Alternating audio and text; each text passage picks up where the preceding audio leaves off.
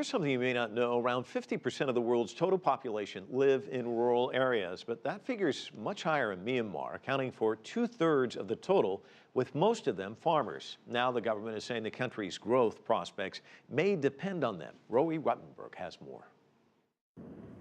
This used to be called the Rice Bowl of Asia, a richness in the soil that brought a richness to its people. But now the majority of farmers in Myanmar, many of them living in remote rural areas, are poor. People like 27-year-old Kyatu, who's been working his family's land since he was a teen. Our main difficulty is drought. If there's no rain, we can't do anything. Some people who have money can take water from the canals and carry on farming.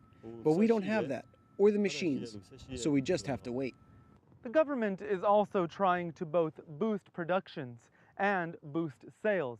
It's launched a cooperative project that lets farmers buy their grains more cheaply and also allows them to sell them collectively in China, where they can often fetch prices that are higher than right here at home. But some say other initiatives have brought negative consequences.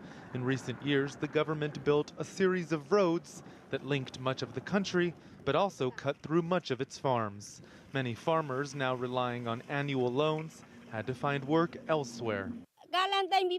Since the road was constructed, our lives have become more difficult. Most of our farming land was grabbed up, and we didn't get any compensation.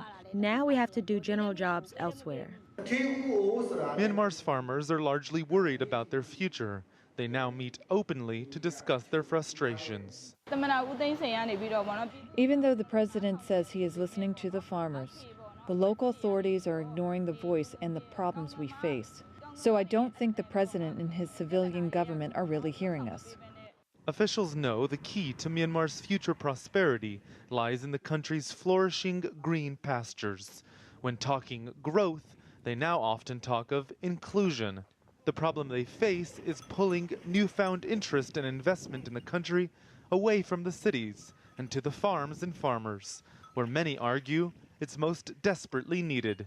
Rowie Ruttenberg, CCTV, Pew Township, Myanmar.